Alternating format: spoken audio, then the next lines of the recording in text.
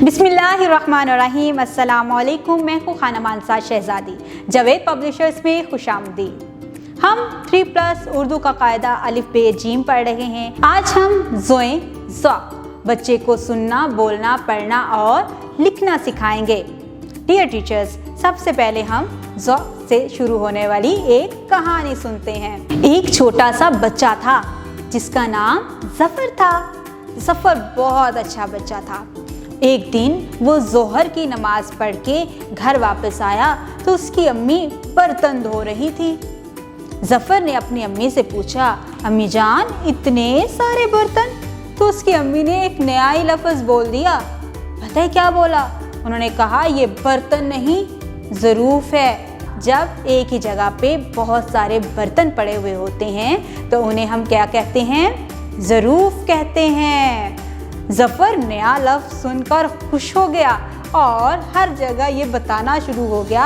अपने दोस्तों को बार बार बताता था, आपको पता है ज़्यादा बर्तनों को क्या कहते हैं? उसके दोस्तों को इसका जवाब ही नहीं आता था और ज़फ़र जीत जाता था। इसी तरह से आप ज़ोए से बनने वाले अल्फाज का इस्तेमाल करते हुए कोई भी कहानी बना सकते हैं और बच्चे को ज़ो यानी ज़ोए ज़ा सुनने के काबिल बनाएंगे। अब चलते हैं बच्चे ने ज़ोए ज़ा बोलना कैसे है।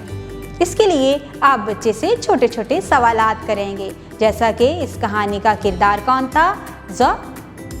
ज़फ़र। Very good. उसके बाद उसने अपनी अम्मी से नया लफ्ज़ क्या सीखा था? ज़रूर। इस तरह से बच्चे से 2 से 3 मरतबा आप यही सवालात रिपीट करेंगे और ज़ पर ज़्यादा ज़ोर देंगे ताकि बच्चा ज़ अच्छे तरीके से बोलना सीख जाए। अब हम बच्चे को ज़ोए यानी ज़ा पढ़ना सिखाएंगे। इसके लिए बच्चा क्या करेगा?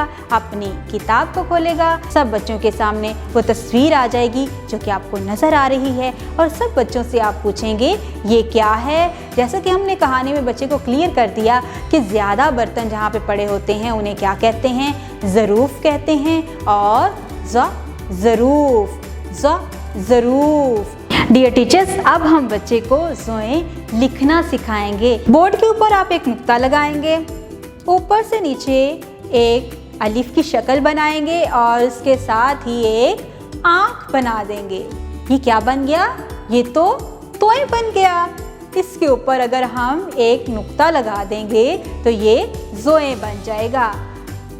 यही प्रैक्टिस आप बच्चे के सामने 2 से 3 मरतबा करेंगे ताकि बच्चा अच्छे तरीके से सीख जाए कि इसका शुरू कहाँ से है और ख़त्म इसको कहाँ पे करना है। इसके बाद जावेद पब्लिशर्स की तरफ से मुहैया करदा वर्कबुक आप बच्चे को देंगे। कुछ काम आप क्लास में करवाएंगे, कुछ काम आप होमवर्क के लिए दे देंगे। बिस्मिल्लाहिर्रहमानिर्रहीम। अस्सलामुअलैकुम। मैं हूँ खाना मानसा शहज़ादी। जावेद पब्लिशर्स में खुशामदीद। हम 3+ उर्दू का कायदा अलिफ बे जीम पढ़ रहे हैं। डियर टीचर्स, आज हम बच्चे को आइन सुनना, बोलना, पढ़ना और लिखना सिखाएंगे। इसके लिए हम अपनी क्लासरूम का एनवायरनमेंट कुछ इस तरह का क्रिएट करेंगे ताकि बच्चे सबसे पहले उस आवाज़ को अच्छे तरीके से सुनने के काबिल हों। डियर टीचर्स, आप आइन से बनने वाले बहुत से अल्फाज का इस्तेमाल कर सकते हैं। अपनी कहानी में आप कोई भी कहानी इसमें बना सकते हैं। या आइन से बनने वाले और भी बहुत से अल्फाज को आप इस्तेमाल कर सकते हैं ताकि बच्चा आइन की आवाज़ को बार बार सुने और उसको सुन के बोलने के काबिल हो जाए। तो चले आए बच्चे को बोलना सिखाते हैं। जैसा कि मैंने कहानी में किसका जिक्र किया है? आइन आ ऐनक। बच्चों को बार बार ये अल्फाज रिपीट करने के लिए कहें, आइन आ, आइन आ, आइन आ। डियर टीचर्स, अब हम बच्चे को आइन आ से बनने वाले अल्फाज पढ़ना सिखाएंगे। इसके लिए सब बच्चे अपनी किताब खोलेंगे। किताब पे बनी हुई तस्वीर को गौर से देखेंगे, जैसे कि यहाँ पर नज़र आ रहा है आइन ऐनक, आइन ऐनक, आइन ऐनक। डियर टीचर्स, अब हम बच्चे को आइन लिखना सिखाएंगे। बोर्ड के ऊपर आप छोटा सा नुक्ता लगाएंगे, वहाँ से आप शुरू करते हुए एक छोटा सा चांद बनाएंगे।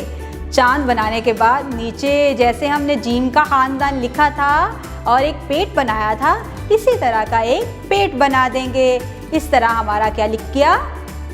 आइन। Very good. और हमेशा आयन का मुंह ऊपर की तरफ चांद को देख रहा होता है। जब बच्चा प्री राइटिंग एक्टिविटीज़ कर चुका होगा, आप जावेद पब्लिशर्स की वर्कबुक पे आ जाएंगे और बच्चे को बताएंगे कि वो नुक्तों को मिलाता हुआ आयन किस तरह से लिख सकता है। कुछ काम आप क्लास में करवाएं और कुछ होमवर्क के लिए दे दें। बिस्मिल्लाहिर्रहमानिर्रहीम, अस्सलामुअलैकुम। मैं हूँ खानम अंसार शहजादी। जावेद पब्लिशर्स में खुशामदीद।